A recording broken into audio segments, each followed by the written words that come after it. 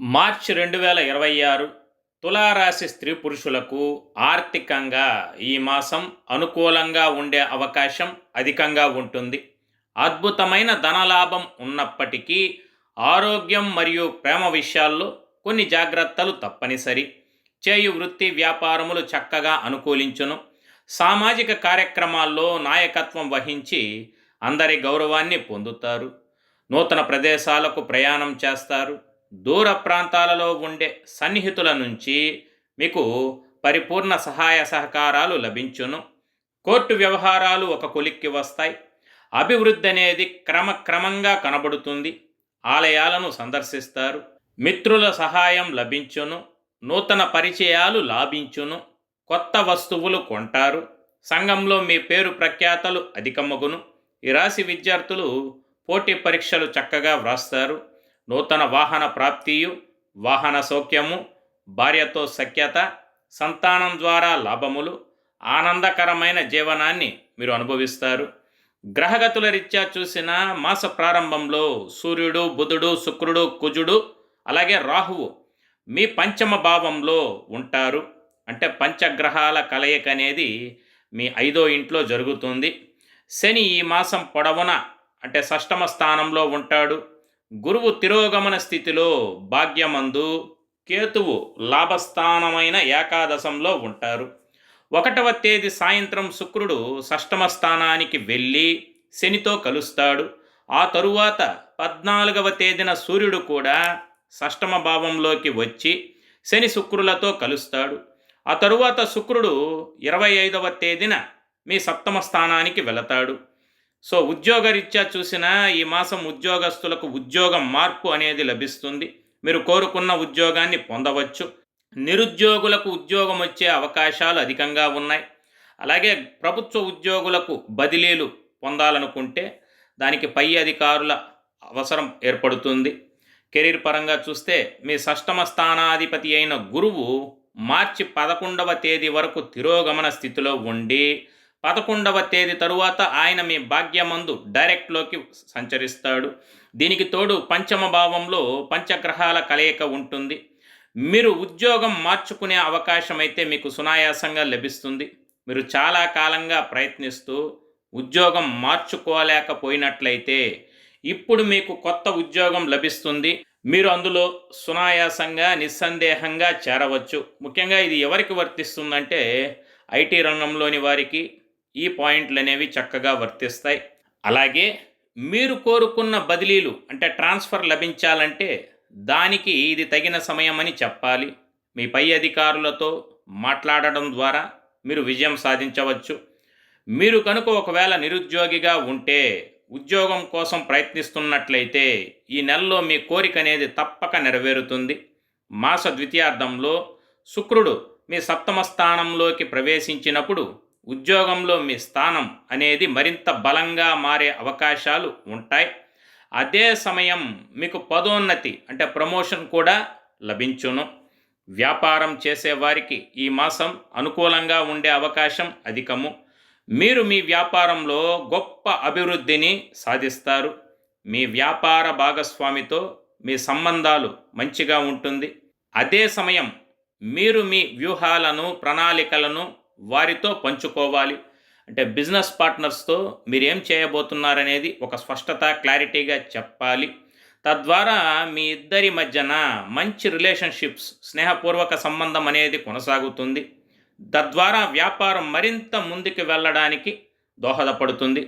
So నేను థంబ్నెయిల్లో పెట్టినట్లు కుబేర యోగము, ఊహించని ధనలాభము, ఇది కదా అసలైన రాజయోగం తులారాశి వారికి అని ఎందుకు పెట్టానంటే అక్కడికే వస్తున్నా. మీ ఆర్థిక పరిస్థితిని పరిశీలిస్తే ఈ మాసం మీకు అత్యంత అనుకూలంగా అద్భుతంగా ఉండే అవకాశం బలంగా కనిపిస్తున్నది. దీనికి కారణం ఈ మాసమంతా కేతువు లాభంలో ఏకాదశ స్థానంలో ఉంటాడు. అలాగే సూర్యుడు, కుజుడు, బుధుడు, శుక్రుడు రాహువుతో కలిసి మీ పంచమ భావంలో ఉంటారు. మీ 11వ ఇంటిపై ఒకటి కంటే అనేక గ్రహాల ప్రభావం ఉన్నందున మీకు ఒకటి కంటే ఎక్కువ ఆదాయ మార్గాలనేవి విరివిగా లభిస్తాయి. మీ ఆదాయం అనేది రోజు రోజుకు క్రమక్రమంగా పెరుగుతుంది. శని షష్టమ స్థానంలో ఉండి 12వ ఇంటిపై అంటే వ్యయభావంపై దృష్టిని సారిస్తాడు. దీనివల్ల మీ ఖర్చులనేవి నిరంతరం తగ్గుముఖం పడతాయి.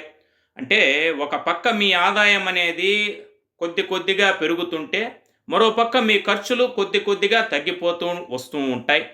ఈ విధంగా ఒకవైపు ఖర్చులు తగ్గుతాయి, అలాగే ఆదాయము పెరుగుతుంది. దీనివల్ల మీ ఆర్థిక పరిస్థితి అద్భుతంగా ఉంటుంది. ద్వితీయాధిపతి అయిన కుజుడు పంచమ భావంలో ఉండి మీ లాభస్థానంపై ఏకాదశ స్థానంపై దృష్టిని సారిస్తాడు.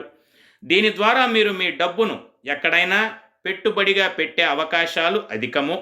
మీరు స్టాక్ మార్కెట్లో కూడా పెట్టుబడి పెడతారు. అలాగే దాని నుంచి కూడా మీరు మంచి లాభాలను, గొప్ప విజయాన్ని ఆశించవచ్చు. అయితే మీకు వచ్చే ఆదాయాన్ని సరైన మార్గంలో పెట్టుబడి పెట్టాలని మాత్రమే మీరు గుర్తుంచుకోవాలి. తద్వారా భవిష్యత్తులో మీరు దాని నుండి గరిష్ట ప్రయోజనాలను పొందవచ్చు. తద్వారా మరింత అభివృద్ధిని సాధించవచ్చు. సో సరైన వ్యూహము, ప్లానింగు ఉంటే ఈ మాసంలో ఇప్పుడు చేసే సేవింగ్స్ ఫ్యూచర్లో మీకు రాబడి పరంగా అద్భుతంగా ఉంటుందని ఖచ్చితంగా చెప్పగలను. విద్య పరంగా చూసినట్లయితే ఈ రాశి విద్యార్థుల విషయానికి వస్తే అనేక అడ్డంకులు ఎదురవుతాయి. ఈ నెల మీరు కొన్ని సవాళ్లను ఎదుర్కోవాల్సి ఉంటుంది. ఎందుకంటే పంచమ భావంలో అనేక గ్రహాల ప్రభావం వల్ల మీ కాన్సన్ట్రేషన్ దెబ్బతినే అవకాశం ఉంది. Social media distractions, mobile phones, friendship వల్ల మీ చదువు కొంత ఇబ్బందికరంగా మారవచ్చు. కనుక చదువుపై దృష్టి పెట్టడం కూడా కష్టతరంగా ఉంటుంది. అదే సమయం పోటీ పరీక్షలకు సిద్ధమవుతున్న వారు కూడా విజయం సాధించాలంటే మీరు గతంలో కంటే అధికంగా ఎక్కువగా శ్రమించాల్సి ఉంటుందని గుర్తుపెట్టుకోగలరు. అలాగే భాగ్యంలో గురువు అనుగ్రహం వల్ల ఉన్నత విద్యను అభ్యసించాలనుకునే వారికి, లేక విదేశాల్లో ఉన్నత విద్య కోసం ప్రయత్నిస్తున్న వారికి మంచి అవకాశాలైతే లభిస్తాయి. ఏకాగ్రతతో కృషి చేస్తే ఈ నెల ఆఖరు నాటికి పరిస్థితులు మీకు అనుకూలంగా మారుతాయి. సో ఈ రాశి విద్యార్థులు ప్రతిరోజు సరస్వతి స్తోత్రాన్ని కానీ, గాయత్రి మంత్రాన్ని 108 సార్లు పఠించడం వల్ల మీ ఫోకస్ అనేది పెరుగుతుంది. తద్వారా విజయాలు సిద్ధించును. ప్రేమ పరంగా చూసిన ఈ నెల ప్రేమ సంబంధాలకు కొంత సమస్యలతో నిండి ఉంటుంది. ఇద్దరి మధ్యన ప్రేమ ఉంటుంది కానీ మధ్యలో వేరొకరితో ఏర్పడే సాన్నిహిత్యం అనగా దగ్గరితనం మీ సంబంధంలో కొంత ఉద్రిక్తతను సృష్టించవచ్చు. లవ్ రిలేషన్షిప్స్ గురించి మాట్లాడుకుంటే ఈ మాసం ఒడిదుడుకులతో నిండి ఉంటుంది. ముందుగానే చెప్పినట్లు స్టార్టింగ్లో మాసగ్రహాలు అలాగే రాహువుల ప్రభావం వల్ల పంచమ స్థానం చాలా చురుగ్గా ఉంటుంది. దీని కారణంగా మీరు మీ ప్రియమైన వారికి అంటే మీ లవర్కి దగ్గరగా ఉండడమే కాకుండా మీ ప్రేమ బంధంలో సాన్నిహిత్యం కూడా అధికమవుతుంది. నిజానికి మీరు వారిని పక్కన పెడితే ఇతర వ్యక్తుల పట్ల కూడా మీ మనస్సులో ఆకర్షణ, ప్రేమ చిగురించవచ్చు. దీనివల్ల మీ ప్రస్తుత సంబంధం కొంతకాలం మాత్రమే బాగుంటుంది. అదే సమయం కొన్నిసార్లు మీరు వేరొకరిపై అధిక ఆసక్తిని కనబరిచే అవకాశం ఉంది. ఇలా ఒకే సమయంలో అనేక మందితో సంబంధాలు పెట్టుకోవడం మీకు హానికరం కాబట్టి ఇది మీ ప్రేమ బంధంలో ఉద్రిక్తతకు దారితీయవచ్చు. కావున ఇలాంటి పరిస్థితులన్నింటిలో ఈ మాసం మీరు చాలా సంయమనంతో, కంట్రోల్తో ప్రవర్తించాలి. అలాగే మీ ప్రియమైన వారిపై, మీ ప్రేమ బంధంపై మీరు పూర్తి నమ్మకం, నిబద్ధతను ఉంచాలి. పంచమాధిపతి అయిన శని ఈ మాసమంతా షష్టమ భావంలో ఉంటాడు. దీని కారణంగా మీ ప్రియమైన వారితో మీ సంబంధాన్ని కొనసాగించడానికి మీరు ఇబ్బంది పడుతున్నట్లుగా కనిపిస్తుంది. సో ప్రేమ విషయంలో మీరు ఇతర ఆకర్షణల వైపు, ఇతర వ్యక్తుల వైపు మళ్ళకుండా మీ ప్రేమలో మీరు నిజాయితీగా, కంట్రోల్గా ఉన్నట్లయితే ఈ మాసం మీకు వచ్చే సమస్యలంటూ ఏమీ ఉండవు అని గుర్తుపెట్టుకోగలరు. కుటుంబ జీవితం పరంగా చూసిన ఈ మాసం కుటుంబ సంబంధాలకు బాగానే ఉండే అవకాశం ఉంది. ఒకవేళ మీరు విదేశాలకు వెళ్ళాలనుకుంటే దానికి ఈ నెల అనుకూలంగా ఉండవచ్చు. కుటుంబ బంధాల విషయానికి వస్తే ఈ మాసం చతుర్థ భావంపై శని దృష్టి ఉండటం వల్ల కుటుంబ సభ్యుల మధ్యన చిన్నపాటి అభిప్రాయ భేదాలు తలెత్తవచ్చు. అయినప్పటికీ భాగ్యమందు ఉన్న గురువుని అనుగ్రహం పెద్దల సలహాలతో సమస్యలు చక్కగా పరిష్కారమవుతాయి. కుటుంబంలో ఒకరి ఆరోగ్య సమస్యలు మిమ్మల్ని ఆందోళనకు గురి చేయవచ్చు. ముఖ్యంగా మీ తల్లిగారి ఆరోగ్యం పట్ల మీరు ప్రత్యేక శ్రద్ధ వహించండి. ఈ కాలంలో ఆమె ఆరోగ్యం కొంత దెబ్బతినే అవకాశం ఉంది కనుక జాగ్రత్తగా ఆమెని చూసుకోండి. అలాగే ఆస్తి లేదా వారసత్వ సంబంధిత విషయాల్లో కొన్ని చర్చలు జరిగే అవకాశం కనిపిస్తున్నది. ఈ సమయంలో మీరు కొంత సహనంతో వ్యవహరించడం వల్ల కుటుంబంలో ప్రశాంతతను, శాంతిని కాపాడుకోగలరు. మాస అంతమునకు కుటుంబ సభ్యులతో కలిసి ఏదైనా పవిత్ర పుణ్యక్షేత్రాన్ని లేదా శుభ కార్యక్రమానికి మీరంతా కలిసి వెళ్ళే సూచనలు కనిపిస్తున్నవి.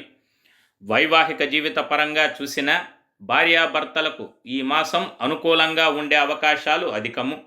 మీరు దంపతులైతే ఈ మాసం మీకు అనుకూలంగా ఉంటుంది. ఎందుకంటే కలత్ర స్థానం, సప్తమ స్థానాధిపతి అయిన కుజుడు ఈ మాసం పొడవున పంచమ భావంలో ఉంటాడు. దీనివల్ల మీరు అలాగే మీ జీవిత భాగస్వామి మధ్య ప్రేమ అనేది అధికమవుతుంది. కానీ పంచమ భావంలో అనేక గ్రహాల ప్రభావం వల్ల కొన్ని సమస్యలు తలెత్తుతాయి. అయినప్పటికీ గురువు దృష్టి అనేది కుజుడిపై పడుతుంది. దీని కారణంగా పరిస్థితి క్రమంగా అదుపులోకి వస్తుంది.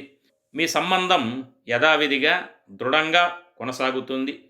ఆరోగ్యపరంగా చూసినట్లయితే ఈ మాసం కొద్దిగా బలహీనంగా అనిపిస్తుంది. మాస ప్రారంభంలో రాస్యాధిపతి అయిన శుక్రుడు మాసగ్రహాలు అలాగే రాహువుతో కలిసి పంచమ భావంలో ఉంటాడు. అదే సమయం తిరోగమన గురువు దృష్టి అనేది వారిపై ఉంటుంది. దీని తరువాత 1వ తేదీ శుక్రుడు మీ షష్టమంలోకి మారుతాడు. అక్కడ అప్పటికే శని ఉంటాడు. ఆ తరువాత 14వ తేదీ నుంచి సూర్యుడు కూడా అక్కడికి వస్తాడు. అనంతరం 25వ తేదీన తిరిగి శుక్రుడు మీ సప్తమ భావానికి వెళతాడు. ఈ విధంగా 25వ తేదీ వరకు ఉన్న సమయం ఆరోగ్యపరంగా కొంత బలహీనంగా ఉండే అవకాశం అయితే కనిపిస్తున్నది. ఈ సమయంలో మీకు కడుపుకు సంబంధించి అంటే ఉదర సంబంధిత సమస్యలు, అజీర్తి, జీర్ణ వ్యవస్థకు సంబంధించిన వ్యాధులు, ఆహార సంబంధ సమస్యలు మిమ్మల్ని శారీరకంగా అనారోగ్యానికి గురి చేసే సూచనలు ఖచ్చితంగా కనిపిస్తున్నాయి. కాబట్టి మీ ఆరోగ్యం పట్ల మీరు చాలా జాగ్రత్తగా వ్యవహరించాలి.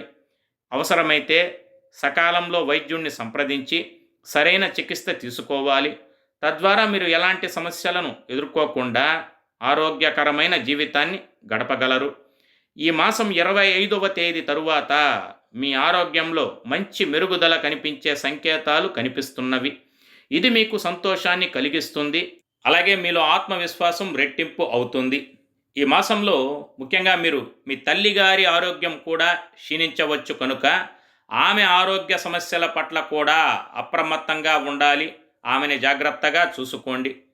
మీరు రోజు చిన్నపాటి నడక, ధ్యానము, ప్రాణాయామం, యోగా ఇటువంటి వాటిలో ఏదో ఒకటి క్రమం తప్పకుండా సాధన చేసినా మీరు మంచి ఆరోగ్యాన్ని పొందగలరు. అలాగే ఆహార నియమాలను చక్కగా పాటించండి. ఈ మాసంలో అనుకూల దినములు అంటే ఫేవరబుల్ డేస్ చూసిన 3, 7, 12, 19, 20, 21, 28, 29, 30. ప్రతికూల దినములు అంటే అన్ఫేవరబుల్ డేస్ కనుక చూసినట్లయితే 5, 10, 15, 16, 17, 24, 25, 26. మొత్తంగా చూసినట్లయితే మార్చి మాసం తులారాశి స్త్రీ పురుషులకు నెగిటివ్ సైడ్ చూసిన సూర్యగ్రహం మాస ప్రథమార్థంలో అనుకూలత లేదు. మాస ద్వితీయార్థంలో మాత్రమే అనుకూలము. ఇకపోతే మాసగ్రహాలు బుధ, కుజ, శుక్రగ్రహాలు అనుకూలత లేని కారణంగా అందరిలో కాకపోయినా కొంతమందిలో కొన్ని వృత్తుల వారికి పెద్దగా లాభసాటిగా ఉండదు. అలాగే ఉద్యోగం చేసేవారికి కొంతమందికి ఇక్కట్లు ఉంటాయి. కొన్ని విషయాల్లో వ్యతిరేకత ఉంటుంది. ధన నష్టము, కష్టాలు, అప్పులు చేస్తారు. తద్వారా మనోవ్యాకులత అనేది కలిగించును. అనవసర కలహము, ఇతరులతో దురుసుగా మాట్లాడడం వల్ల లేనిపోని సమస్యలు, శత్రువృద్ధి, వ్యాధి బాధ వంటివి కలిగించును. కాబట్టి మీరేం చేయాలంటే మీ జీవితంలో జరుగుతున్న సమస్యల పట్ల మీరు జాగ్రత్తగా అప్రమత్తంగా పర్యవేక్షిస్తూ ఉండాలి. ఇలాంటి పరిస్థితుల్లో మిమ్మల్ని మీరు నియంత్రించుకోవడానికి ప్రయత్నించాలి. తన కోపమే తన శత్రువు అనే హితవచనాన్ని పదే పదే గుర్తుకు తెచ్చుకోండి. అంటే కోపాన్ని వదిలివేసి శాంతంగా ఉండేందుకు ప్రయత్నించాలి. అలాగే ముఖ్యమైన పనులు కొంత శ్రమ చేతనే పూర్తి కాగలవు. ఎవరితోనూ అధికంగా చనువును ప్రదర్శించకండి. మీ స్వంత పనులలో నిమగ్నం అవ్వండి. చక్కటి పరిహారముల కొరకు మీరు బుధవారం నాడు శ్రీ విష్ణు సహస్రనామ స్తోత్రాన్ని పఠించాలి. ఒకవేళ సమయం లేకపోతే వినండి. అలాగే గోవుకు అరటి పళ్ళను తినిపించాలి. మీరు శుక్రవారం నాడు శ్రీ లలితా సహస్రనామాలు చదివిన శ్రేష్టము. అలాగే మీ ఇంట్లో శ్రీయంత్రం కానీ ఉంటే ఆ యంత్రాన్ని నియమనిష్టలతో పూజించిన ఐశ్వర్య అభివృద్ధి కలుగును. శనివారం నాడు సుందరాకాండ పారాయణం చేసి శ్రీరామ ఆలయంలో భక్తులకు బెల్లపు పానకము వడపప్పును ప్రసాదంగా పంచిపెట్టిన మీకు దివ్యంగా ఉండి కోరిన కోరికలు తప్పక నెరవేరును. కాకులు, పక్షులు, కుక్కలు, గోవులకు నీరు ఆహారాన్ని అందించండి.